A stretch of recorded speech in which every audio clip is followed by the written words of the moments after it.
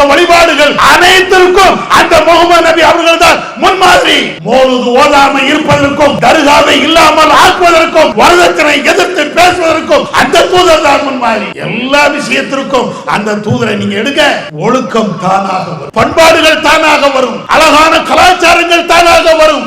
என்றைக்கு முகமது நபியை முன்மாதிரி இல்லாம எடுத்து விட்டோமோ மற்ற எல்லா தீமைகளும் நம்மை பின்தொடரும். அதனால இந்த முன்மாதிரி முகமது நபியை நாம எடுப்போம்.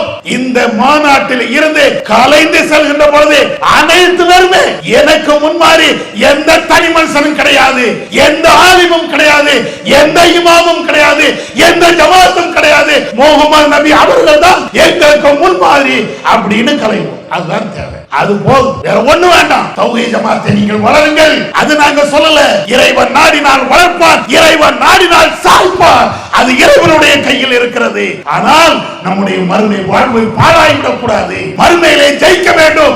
அதற்கு முன்மாதிரியாக முகமது நபியை எடுக்க வேண்டும். கண்ணியத்திற்கும் மதிப்பிற்கும் உரிய எங்களுடைய கொள்கை சொந்தங்களை, ஏக இறைவனுடைய அருளும் அவனுடைய அன்பும் நம் அனைவர்கள் மீதும் எல்லா நேரத்திலும் நிலவட்டுமாக என்ற பிரார்த்தனையோடு என்னுடைய இந்த உரையை நான் ஆரம்பம் செய்கிறேன். அன்பு மிகுந்த சகோதரர்களே, இளைஞர்கள் எழுச்சி மாநாடு, அதுவும் மண்டல மாநாடு, தென் தமிழகத்தில் இருக்கக்கூடிய ஏறத்தாழ 10 மாவட்டங்கள் நடத்தக்கூடிய இந்த மாநாட்டிலே பெரும் எழுச்சியோடும் பெரும் பங்களிப்போடும் நம்முடைய உணர்வுகளையும் இறைவனையும் இறை தூதரையும் நேசிக்கக்கூடிய நேசத்தையும் வெளிப்படுத்தக்கூடியமாக இங்கே நாம் எல்லாம் ஒன்று குழுமி இருக்கிறோம். எனக்கு வழங்கப்பட்டிருக்கக்கூடிய தலைப்பு, சமுதாய இளைஞர்களே சத்திய மார்க்கத்தில் சங்கமிப்போம் என்ற ஒரு தலைப்பு வழங்கப்பட்டு இருக்கிறது. இந்த தலைப்பு ஏறத்தாழ 5 மாத காலமாக தமிழகத்தில் பல்வேறு இடங்களிலே நாம் செய்த பிரச்சாரத்தினுடைய ஒரு வடிவம்தான். முன்மாதிரி முஸ்லிம் இளைஞர்கள் என்ற தலைப்பிலே மாநில தலைமை அறிவித்திருக்கக்கூடிய அந்த செயல் திட்டத்தை நம்முடைய சமூக இளைஞர்களுக்கு மத்தியிலே கொண்டு செல்லக்கூடிய விதமாக ஒவ்வொரு இடத்திலேயும் இளைஞர்கள் எப்படி வாழ வேண்டும் என்ற செய்திகளை நம்முடைய ஊர்களிலே நம்மை சார்ந்த இளைஞர்களோடு பகிர்ந்து கொண்டோம். அதனுடைய இறுதி கட்டமாகத்தான் இளைஞர்கள் எழுச்சி மாநாடு என்ற இந்த மாநாட்டிலே திரளாக இளைஞர்களும் இளைஞர்களும் அவர்களை பெற்றெடுத்த பெற்றோர்களும் குடும்ப உறவுகளாக கொள்கை சொந்தங்களாக இங்கே சங்கமித்து இருக்கிறோம். இளைஞர்களே சத்திய மார்க்கத்திலே சங்கமிப்போம் என்ற இந்த தலைப்பு தரப்படுவதற்கு சில அடிப்படையான காரணங்கள் உண்டு. அதிலே மிக முக்கியமான காரணம், இஸ்லாமிய இளைஞர்கள் இன்றைக்கு தட்டு தடுமாறி செல்கின்ற ஒரு சூழல். எல்லா இளைஞர்களுமா, அனைத்து இஸ்லாமிய இளைஞர்களும் தடுமாறிக்கொண்டே இருக்கிறார்களா? எந்த இளைஞர்களுக்கும் நேரான பாதை, சரியான பாதை தெரியவில்லையா என்று நீங்கள் கேட்கின்ற அந்த குரல், உங்களுடைய உள்ளத்தில் எழுகின்ற அந்த கேள்வி கனல் எங்களுக்கும் தெரியும். ஒட்டுமொத்த இளைஞர்களையும் சமூகத்திலே வாழுகின்ற இந்த இளைஞர்களையும் நாம் சொல்லவில்லை. சில இளைஞர்கள் வெறுவிட்டு எண்ணக்கூடிய சதவிகிதத்தை சார்ந்த இளைஞர்கள் தடுமாறுகின்ற, தடம் மாறுகின்ற, கொள்கை அற்றவர்களாக, நோக்கங்கள் அற்றவர்களாக, எதிர்காலத்தை பற்றி எந்த விதமான சிந்தனையற்றவர்களாக வாழுகிறார்கள். அவர்களை சரியான பாதைக்கு கொண்டு வர வேண்டும் என்பதற்குத்தான் ஏற்கனவே நாம் போட்ட செயல் திட்டம், இன்றைக்கு இந்த எழுச்சி மிகுந்த மாநாடு, அதிலே இந்த தலைப்பு. முதலிலே ஒன்றை நாம் தெளிவாக புரிந்து கொள்ள வேண்டும். என்ன செய்தி என்றால், நம்முடைய இளைய தலைமுறையை சார்ந்தவர்கள், அதிலே நான் சொன்ன இந்த குறிப்பிட்ட சதவீதத்தை சார்ந்த இந்த இளைஞர்கள், தடுமாறக்கூடிய இந்த இளைஞர்கள், அவர்களுக்கு எதை பற்றியும் கவலை இல்லை. அப்படி என்றால் என்ன அர்த்தம்?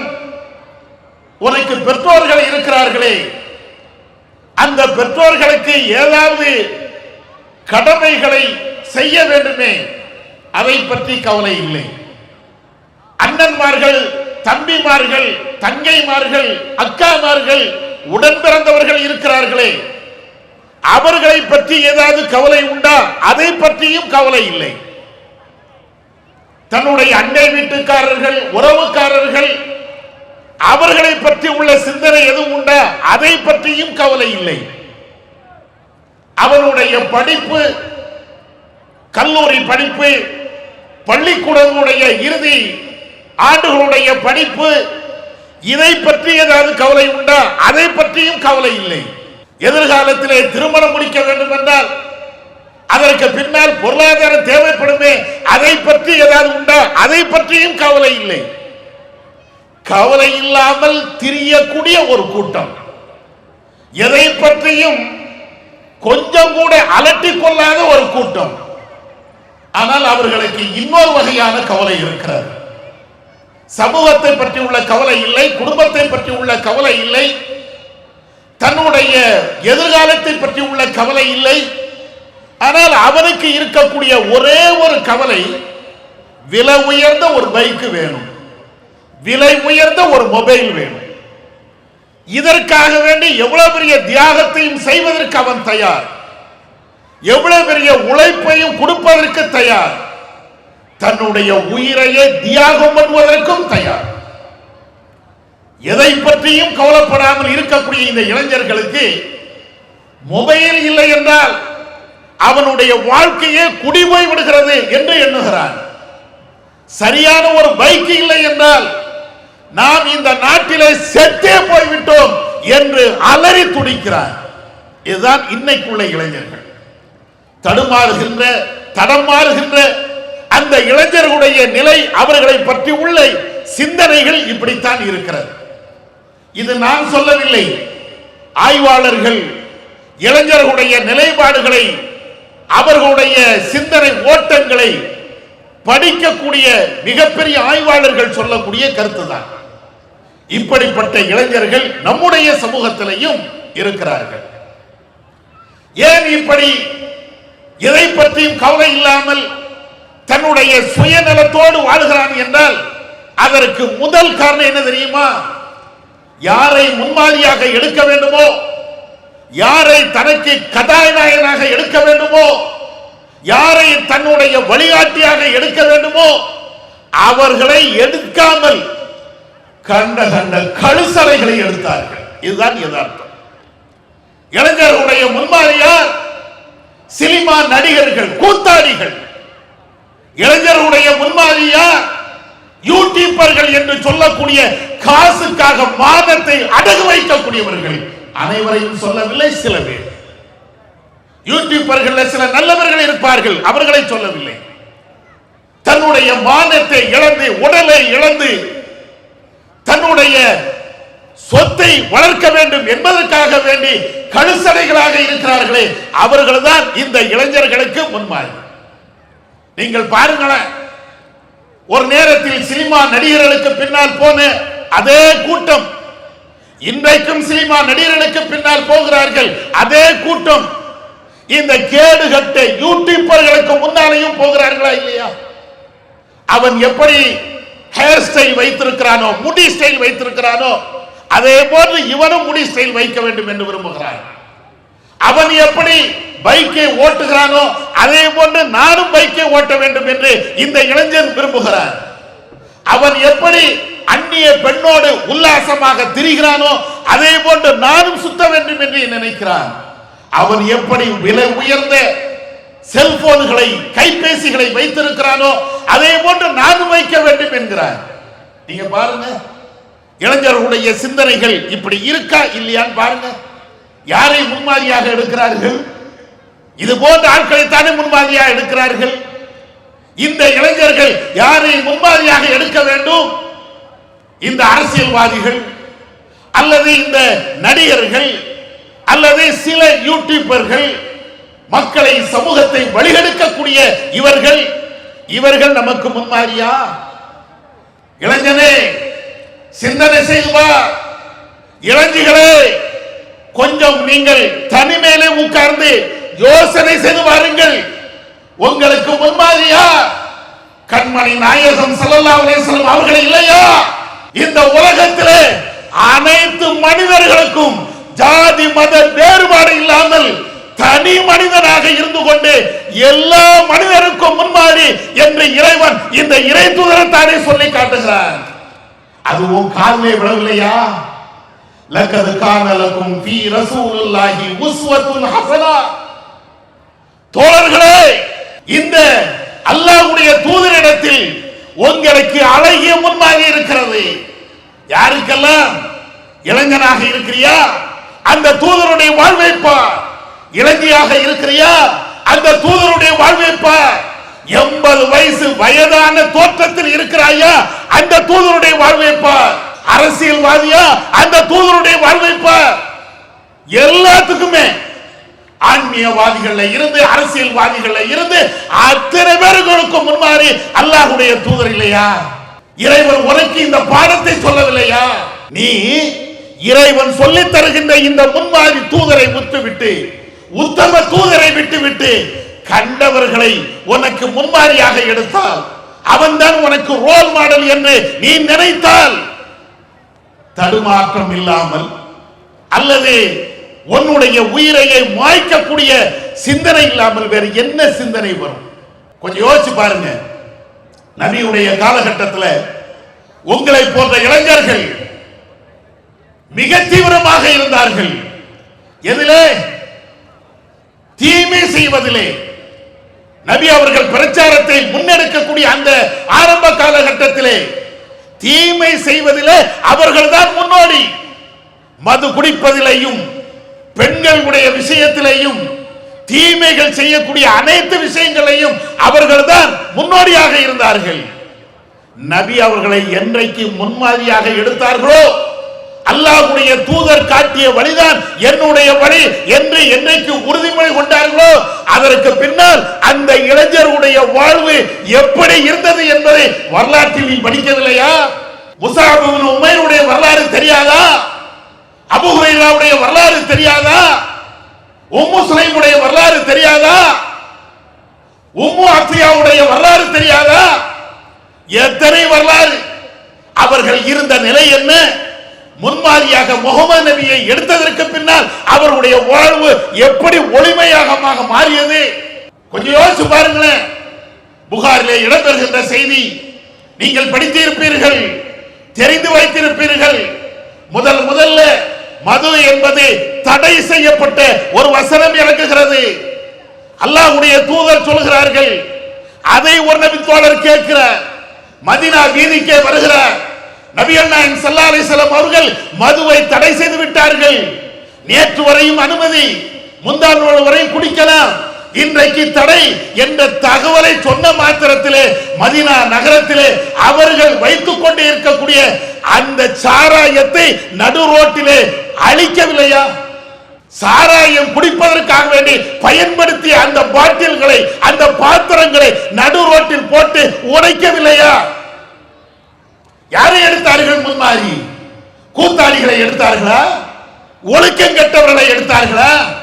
நேர்மையான இறை தூதரை எடுத்தார்கள்.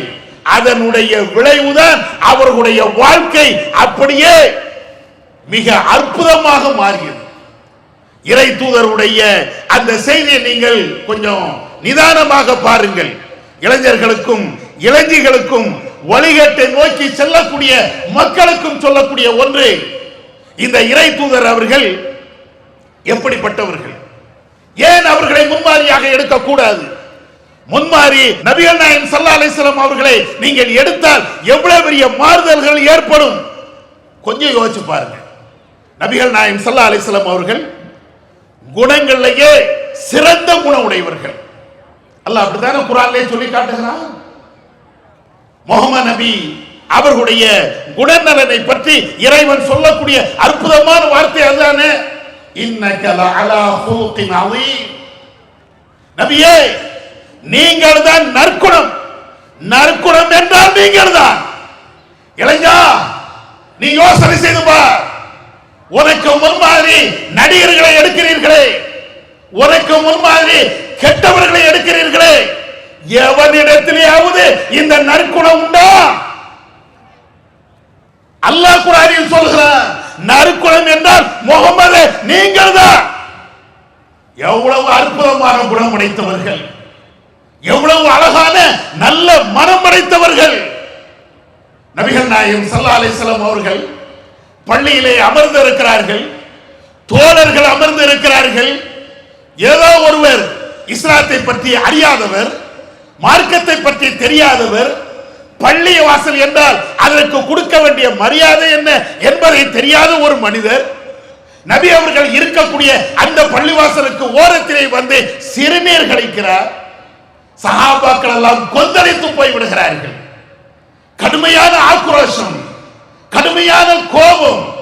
வந்தவர் பள்ளிவாசலை நோக்கி பள்ளிவாசலை வந்து சிறுநீர் கழிக்கிறாரே, எவ்வளவு ஆத்திரம் இருக்கும், எவ்வளவு கோபம் இருக்கும். எல்லா நபி தோழர்களும் கொந்தளித்து போய் அவரை அடிப்பதற்கு ஓடுகிறார்கள்.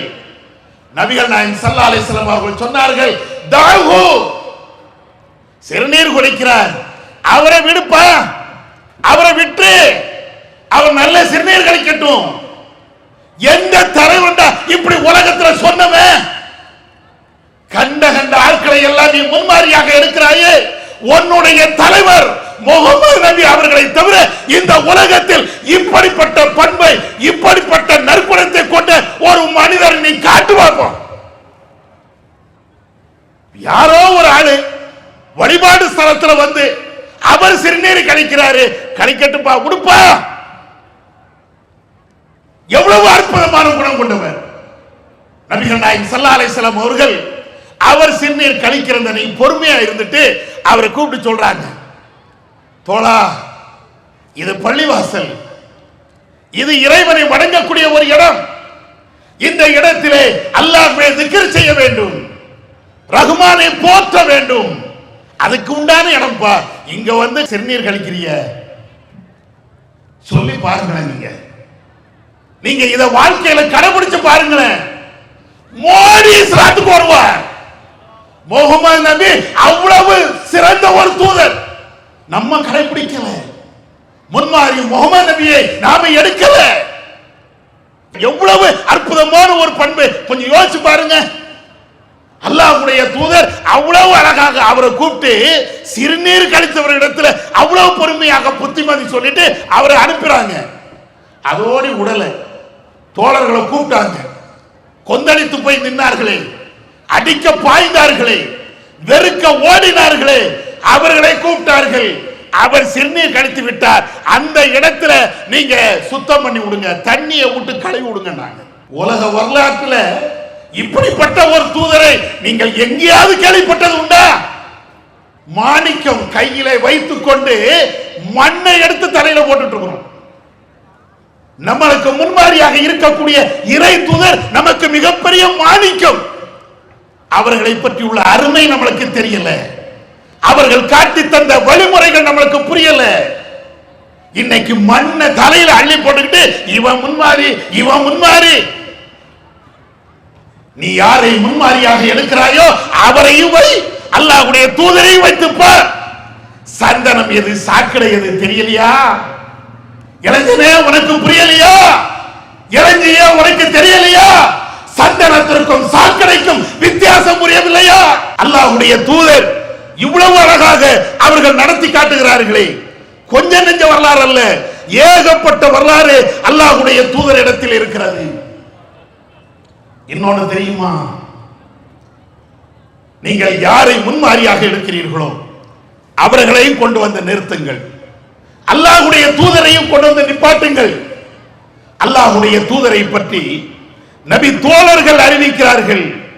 அன்னை ஆயிஷா ரலியல்லாஹு தஆலா அன்ஹா அவர்கள் அறிவிக்கிறார்கள், மா வரப ரசூலுல்லாஹி ஸல்லல்லாஹு அலைஹி வஸல்லம், எந்த மனிதரையும் அல்லாஹ்வுடைய தூதர் அடித்ததில்லை. சஹீஹ் முஸ்லிமிலே இடம்பெறுகின்ற ஒரு செய்தி, நபிகள் நாயகம் ஸல்லல்லாஹு அலைஹி வஸல்லம் அவர்கள் தன்னுடைய கையினால் எந்த மனுஷனையும் அவர்கள் அடித்ததே கிடையாது. அது மாத்திரமில்ல, ஒரு பணியாளரை கூட அடித்தது கிடையாது, தன்னுடைய மனைவியை அடித்தது கிடையாது. தோழர்களே, இளைஞர்களே, அல்லாஹ்வுடைய தூதரை பற்றி, அல்லாஹ்வுடைய தூதரோடு குடும்பம் நடத்திய நம்முடைய தாயாக இருக்கக்கூடிய அன்னை ஆயிஷா ரலியல்லாஹு தஆலா அன்ஹா அவங்க அடிக்கிறாங்க, நபி அவர்கள் எந்த மனுஷனையும் அடித்ததில்லை, தன்னுடைய பணியாளரை அடித்ததில்லை, தன்னுடைய மனைவியை அடித்ததில்லை. எத்தனை பேர் மனைவி மக்களோடு இருக்கிறோம், நம்ம மனைவியை அடித்தவர்கள் தான் மிகுதியாக இருந்திருப்போம். ஏதாவது ஒரு விதத்தில், ஏதாவது ஒரு கோபத்தில். அடிக்காதவர்கள் கையை தூக்குங்கள் என்று சொன்னால் ஜீரோ தான். ஒன்னு ரெண்டு பேர் விதிவிலக்காக இருக்கலாம், யதார்த்தம். ஆனா ரசூலுல்லாஹ் அவங்க மனைவியை கூட அடிச்சதில்லை, எவனையும் அடிச்சதில்லை. எப்ப நீ யாரை முன்மாதிரியாக பேசுகிறாயோ, முன்மாதிரியாக கொண்டாடுகிறாயோ, அவரிடத்தில் இந்த பண்பு உண்டா?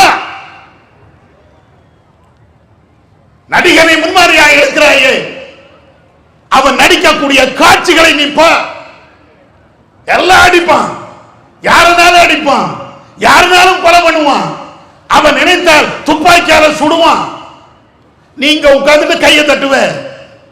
இப்படித்தானே ஹீரோயிசம் வந்தது, அதை வைத்து தானே அவர் தான் முன்மாதிரி என்று நீ நினைக்கிறீங்க. அவங்களுடைய வாழ்க்கையும் பாருங்க, ரசூலுல்லாஹ்வுடைய வாழ்க்கையும் நீங்க எடுத்து பாருங்க. அல்லாஹ்வுடைய தூதர் யாரையும் அடித்தது கிடையாது. இன்னொன்னு தெரியுமா? ரசூலுல்லாஹ்வை பற்றி சொல்லுவாங்க, நபிகள் நாயகம் ஸல்லல்லாஹு அலைஹி வஸல்லம் அவர்கள் வெளிப்படையாகவோ மறைமுகமாகவோ அல்லது செயற்கையாகவோ அல்லது யதார்த்தமாகவோ யாரையும் திட்டினது கிடையாது, கெட்ட வார்த்தை பேசினது கிடையாது. தோழர்களே, கொள்கை சொந்தங்களே, இளைஞர்களே, இப்படிப்பட்ட ஒரு தலைவரை, இப்படிப்பட்ட நேர்மை மிக்கவரை, இப்படிப்பட்ட உதாரண புருஷனை இந்த உலகத்தில் யாராவது காட்ட முடியுமா? சொல்லுங்க. பேசுகின்ற நானா இருந்தாலும், கேட்கின்ற நீங்களாக இருந்தாலும், ஒரு நேரம் இல்லை என்றால் ஒரு நேரம் கெட்ட வார்த்தை வரும், ஆபாச வார்த்தைகள் வரும், கோபங்கள் மேலெடுகின்ற பொழுது நம்முடைய வாயை நம்மாலேயே கட்டுப்படுத்த இயலாது, தடித்த வார்த்தைகள் வரும். ஆனால் முஹம்மது நபி அவர்களிடத்தில், அல்லாஹ்வுடைய தூதரிடத்தில், அவர்கள் பிறந்ததில் இருந்து இறந்தது வரையிலையும் அவர்கள் கெட்ட வார்த்தை பேசியதே கிடையாது. யாரப்பா முன்மாதிரியா எடுக்க போற?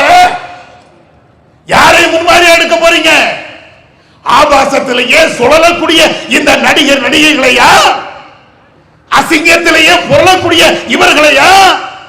ஆபாச வார்த்தையே அவருடைய வாயில் நாவில் எழவில்லையே அந்த உத்தம தூதரையா? யார் உனக்கு முன்மாதிரி? யார் உனக்கு முன்மாதிரியாக வேண்டும்? கொஞ்சம் யோசிச்சு பாருங்களேன். வரலாறுல எத்தனையோ தலைவர்கள் இருந்திருக்கிறாங்க, பெரிய பெரிய தலைவர்கள். நான் முஸ்லிம் மட்டும் சொல்லல, முஸ்லிம் அல்லாதவர்களையும் சேர்த்து சொல்லுகிறேன். பெரிய பெரிய தலைவர்கள், சமூகத்திற்காக, நாட்டுக்காக, மக்களுக்காக சேவை செய்தவர்கள் எத்தனை பேர்கள் இருந்திருப்பாங்க. ஆனா எந்த தலைவருக்கும் இப்படிப்பட்ட ஒரு பண்பு இருந்ததாக யாரும் சொல்ல முடியாது. என்ன சொல்லிடுவோம்? மனுஷன் தானப்பா, ஒரு நேரம் இல்லைன்னா ஒரு நேரம் கெட்ட வார்த்தை பேசத்தானே செய்வாங்க, நியாயப்படுத்துவோம், பேசத்தான் வந்துடும். அது இல்லாம எப்படி? சரி, வாயில வந்துருச்சு, மன்னிப்பு கேட்டு போயிருவோம். இதுதானே எல்லாருடைய வரலாறு. நீங்க பாருங்க, முகமது நபியுடைய வரலாறை நீங்க பாருங்க. நம்மளை விமர்சனம் செய்யக்கூடியவர்களுக்கும் சேர்த்து சொல்லுகிறோம். முகமது நபியை கடுமையாக விமர்சனம் பண்ணுகிறீர்களே, உங்களிடத்தில் பகிரங்கமாக ஒரு சவால். முகமது நபி அவருடைய வரலாறு திறந்த புத்தகம், ஆதாரப்பூர்வமான செய்திகள் இன்னைக்கும் இருக்கிறது. புகாரி, முஸ்லிம், திருமதி, நசை, ஏராளமான ஹதீஸ் நூல்கள் இருக்கிறது. அந்த முகமது நபியுடைய வரலாறை படித்துவிட்டு அந்த நூல்கள்ல இருந்து முகமது நபி ஒரு கெட்ட வார்த்தையை பேசினார் காட்டுங்க, காட்டுங்க. நீங்க ஏண்ட காட்டலாம், உங்கள்கிட்ட காட்டலாம், இன்றைக்கு இருக்கக்கூடிய எல்லா மனுஷனை நீங்க காட்டலாம். ஆனால் முகமது நபி இடத்துல ஒரு கெட்ட வார்த்தை பேசிவிட்டார், ஆபாசமான ஒரு வார்த்தை பேசினார், அசிங்கமான ஒரு வார்த்தை பேசினார். காட்டுங்களேன், எப்படிப்பட்ட ஒரு தூதர். அந்த தூதரை முன்மாதிரியாக எடுக்காம இந்த சாக்கடைகளை, கழுசடைகளை, மோசமானவர்களை, சமுதாயத்தில் இன்னைக்கு இருக்கக்கூடிய மிகப்பெரிய நோயாக இருக்கக்கூடிய இவர்களை நீ முன்மாதிரியா எடுக்கலாமா? இன்னும் அல்லாஹ்வுடைய தூதர் நீதி என்றால், நேர்மை என்றால் அவர்கள்தான். நீதிக்கும் நேர்மைக்கும் பேர் பெற்றவர்கள் முகமது நபி அவர்கள் தான். எந்த அளவுக்கு நீதி தெரியுமா? இன்றைக்கு உலகத்தில் உள்ள நீதியை பாருங்கள். ஒரு ஆளுங்கட்சியாக இருந்தால் அவர்கள் எதை செய்தாலும் நியாயம் என்பார்கள். எதிர்கட்சியாக இருந்தால் ஆளுங்கட்சி என்ன செய்தாலும் தப்பும்பார்கள். இதுதான் உலகம். இன்னைக்கு உள்ள அரசியலே அதுதான். சில பேர் சொல்லுவாங்க, அரசியலை படி அப்படிம்பாங்க. என்னத்தப்பா படிக்கணும்? அரசியல என்ன படிக்கணும்? நமக்கு மேல உள்ள ஒருத்தனை எப்பண்டா காலை வாரி விடணும், இதுதான் அதான அரசியலா இருக்குது. பதவியை பிடிக்கணும் அப்படின்னா தவழ்ந்து போகணுமா, மண்டிட்டு போகணுமா, உருட்டுக்கிட்டே போகணுமா, எப்படி போகணும் சொல்லு. இதுதான் இன்னைக்கு உள்ள அரசியல். காக்கா பிடிச்சா அரசியல்ல மேலோடி போகலாம். பொய் பேசினால், பித்தலாட்டம் பண்ணினால், ஏமாற்றினால், வஞ்சகம் செய்தால், சூழ்ச்சி செய்தால் அவன் தான் பெரிய அரசியல்வாதி. அதானே சில பேர் நீங்க அரசியலை படிங்க. இந்த கேடு கட்ட படிப்பை படிச்சு நான் என்ன செய்ய போறேன்? இந்த கேடு கட்ட படிப்பை என்ன செய்யணும்? நான் ஒன்ன செய்தால் நல்லது, எதிர்கட்சி செய்தால் தீயது, இதுதான் பேசணும். இதுதான் அரசியல். நான் ஆளுங்கட்சியா இருப்பேன், நான் ஒரு திட்டத்தை கொண்டு வருவேன், அந்த திட்டத்தை நான் பாராட்டி பேசுவேன். அதே திட்டத்தை எதிர்கட்சியா இருக்கக்கூடியவர்கள் ஆளுங்கட்சியா வருகின்ற பொழுது அதே செய்தால் நான் எதிர்கட்சியில இருந்துகிட்டு அது சரியில்லைன்னு. இந்திய வரலாற்றில் நீங்க பாருங்களேன், என்னைக்காவது ஆளுங்கட்சி செய்யக்கூடியதை எதிர்கட்சி ஆதரிச்சிருக்குதா? எதிர்கட்சி செய்யக்கூடியதை ஆளுங்கட்சி என்னைக்காவது ஆதரிச்சிருக்குதா? வெளியில, உள்ளுக்குள்ள ரெண்டு பேரும் அப்படி இருப்பாங்க, அது வேற மேட்ரு, நான் அதை பேசல. உள்ளுக்குள்ள அது அப்படிம்பாங்க.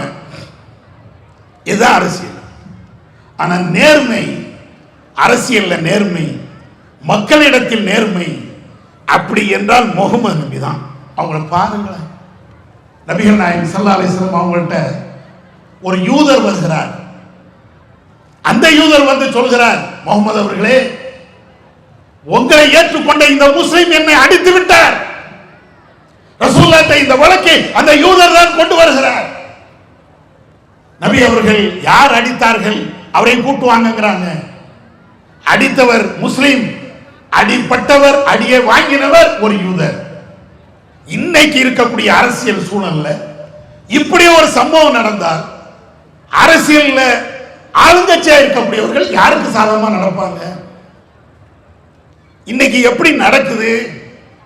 எல்லாரும் பேசுனாங்கல்ல, 42 பேர் இறந்துட்டாங்க, மத்தியில கொண்டு போய் லேசா சேர்ந்தாச்சுன்னா நீ புனிதம் மிக்க ஆளு அப்படின்னு அவங்க பட்டம் கொடுத்துருவாங்க.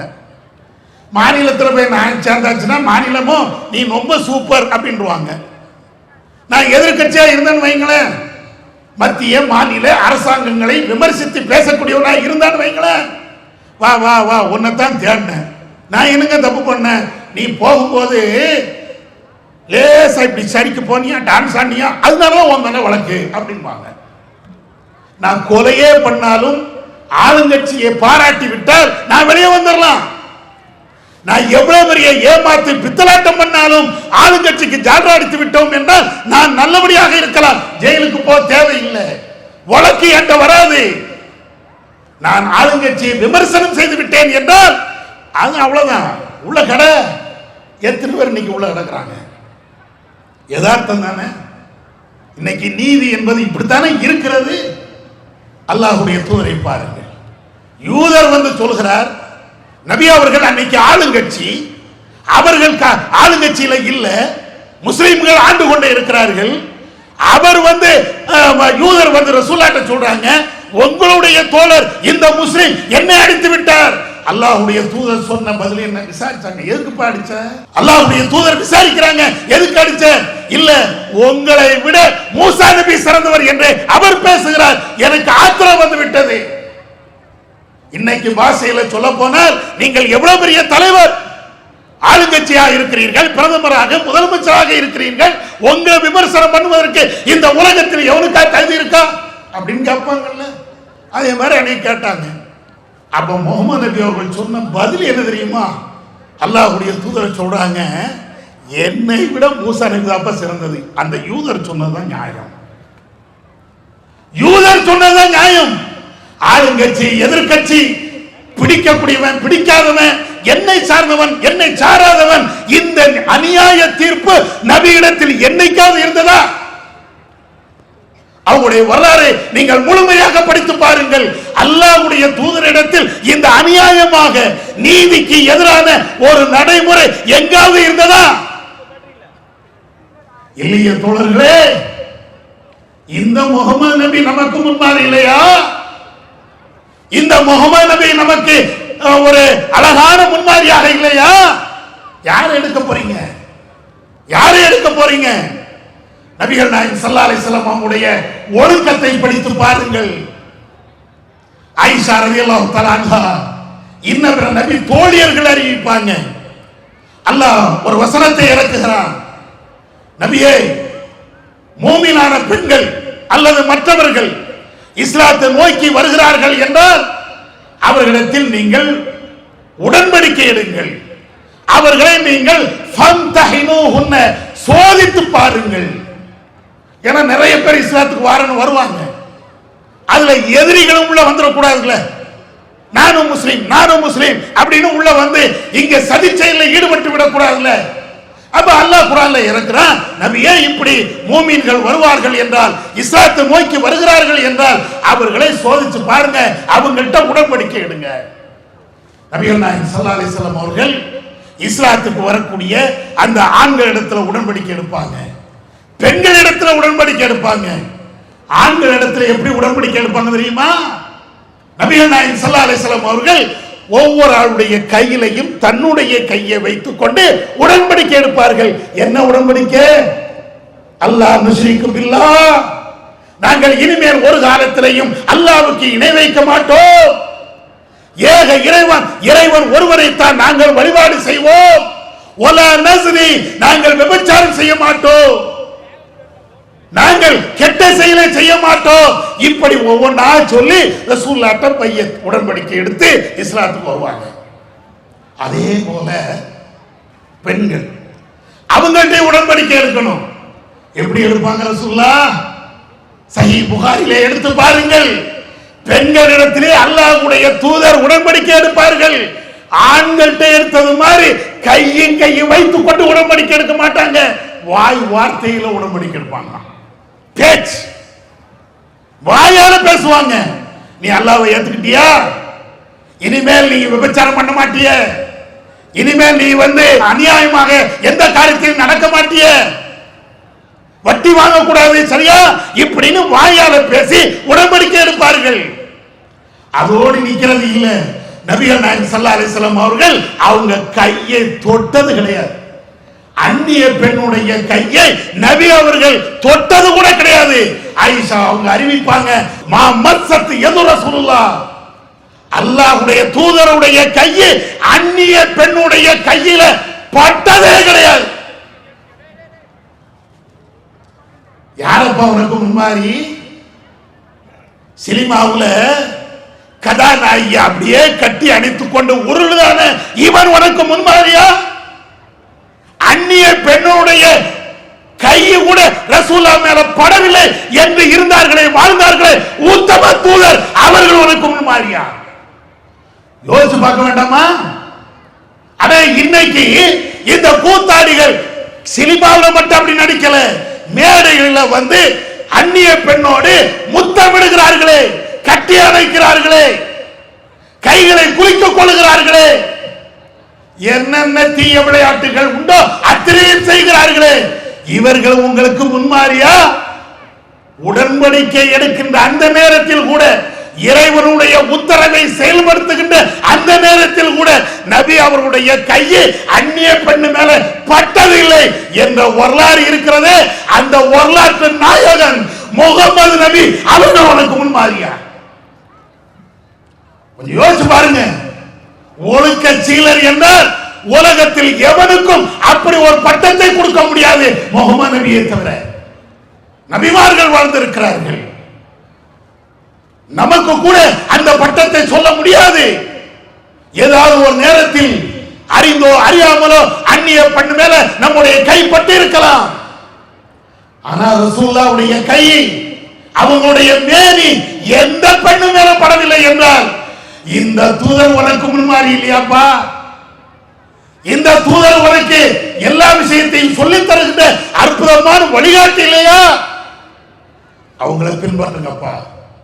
அந்த முகமது நபியை பின்பற்று. அந்த முகமது நபியை முன்மாறியாக நீ எடுத்துக்கொள். உன்னுடைய ஹேர் ஸ்டைல் மாறும், உன்னுடைய ஆடையினுடைய ஸ்டைல் மாறும், உன்னுடைய பழக்க வழக்கத்தினுடைய ஸ்டைல் மாறும். பெற்றோர்களுக்கு நீ கொடுக்கக்கூடிய அந்த செயல்பாடுகள் எல்லாமே மாறி நிற்கும். இன்னைக்கு இளைஞர்களுடைய நிலை என்ன? அம்மா வாப்பா அத்தா அம்மா அதெல்லாம் அப்படி கிடக்கட்டும். நபிகள் நாயகம் ஸல்லல்லாஹு அலைஹி வஸல்லம் உடைய அந்த முன்மாறியை நீங்க எடுத்துப்ப, உன்னுடைய பெற்றோர்களை கண்ணில் வைத்து நீ ஒத்திக் கொள்வாய். பெற்றோர்கள் என்றால் சாதாரணமா எவ்வளவு கஷ்டப்பட்டிருப்பாங்க. உன்னை வளர்க்கிறதுக்காக, உன்னை சீராக செம்மையாக உன்னை ஆக்க வேண்டும் என்பதற்காக. என்னைக்கா நீ நினைச்சு பார்த்திருப்பியா அவங்க பட்ட பாடு, அவங்க செய்கின்ற உழைப்பு? உனக்கு அதெல்லாம் கண்ணுக்கு தெரிய மாட்டேங்குது. மொபைல் போனும் அந்த பைக்கு தான் உன் கண்ணுக்கு தெரியுது. உனக்கு பைக் வாங்கி தருவதற்காக வேண்டி உன்னுடைய பெற்றோர்கள் அந்த வெயில்ல, பாலைவனத்து வெயில்ல, சுடு மணல்ல ஷூக்களை போட்டுக் கொண்டு காலில் புண்ணுகளை இருக்கக்கூடிய அந்த நேரத்தில் வெந்து சாகுறானே, அந்த வேர்வையில வருகின்ற அந்த உழைப்புல வருகின்ற அதை வைத்துதான் நீ பைக்கில் பறக்கிற. தெரியுமா உனக்கு? அந்த அருமை உனக்கு புரிகிறதா? உன் பெற்றோரை மதிக்கணுமா? கண்ட கண்ட ஆட்களை முன்மாறியா எடுக்காத, முகமது நபியை முன்மாறியா எடு. அல்லாஹ்வுடைய தூதரை முன்மாறியாக எடு. இபாதத்து வரும், வணக்கங்கள் வரும், நல்ல மனிதராக நீ வாழ்வாய். உன்னுடைய மனைவிடத்தில், உன்னுடைய பிள்ளையிடத்தில், உன்னுடைய உறவுக்காரரிடத்தில், அத்தனை மனிதர்களிடத்திலையும் மனித நேயத்தோடு நீ வாழ்வாய். அதனால இந்த முன்மாறி கண்ட கண்ட ஆட்களை எடுப்பதை விட, கழுசடைகளை எடுப்பதை விட முன்மாறியாக திகழ்ந்த அந்த உத்தம தூதரை நாம் முன்மாறியாக எடுப்போம். எல்லா விஷயத்திலையும் ஒழுக்கம், நேர்மை, பண்பாடு, கலாச்சாரம், வணக்க வழிபாடுகள் அனைத்திற்கும் அந்த முகமது நபி அவர்கள் தான் முன்மாதிரி. மௌலூது ஓதாமை இருப்பதற்கும், தர்காவை இல்லாமல் ஆக்குவதற்கும், வரதட்சணை எதிர்த்து பேசுவதற்கும் அந்த தூதர் தான் முன்மாதிரி. எல்லா விஷயத்திற்கும் அந்த தூதரை நீங்க எடுங்க, அந்த தூதரை முன்மாதிரியாக நீங்க எடுங்க. ஒழுக்கம் தானாக வரும், பண்பாடுகள் தானாக வரும், அழகான கலாச்சாரங்கள் தானாக வரும். என்றைக்கு முகமது நபியை விட்டு விட்டோமோ, முன்மாறி இல்லாம எடுத்து விட்டோமோ, மற்ற எல்லா தீமைகளும் நம்மை பின்தொடரும். அதனால இந்த முன்மாறி முகமது நபியை நாம எடுப்போம்.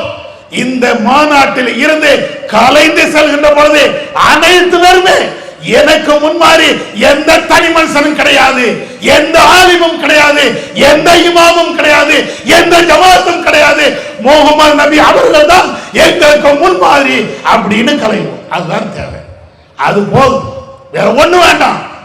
தௌஹீத் ஜமாத்தை நீங்கள் வளருங்கள், அது நாங்க சொல்லல. இறைவன் நாடினால் வளர்ப்பான், இறைவன் நாடினால் சாய்ப்பான். அது இறைவனுடைய கையில் இருக்கிறது. ஆனால் நம்முடைய மறுமை வாழ்வை பாழாய்விடக் கூடாது. மறுமையிலே ஜெயிக்க வேண்டும். அதற்கு முன்மாதிரியாக முஹம்மது நபியை எடுக்க வேண்டும் என்று கூறிக்கொண்டு என்னுடைய உரையை நிறைவு செய்கிறேன். வாஹிரு அல்ஹம்துலில்லாஹி ரப்பில் ஆலமீன். அஸ்ஸலாமு அலைக்கும் வரஹ்மத்துல்லாஹி வபரகாத்துஹு. அல்லாஹு அக்பர், அல்லாஹு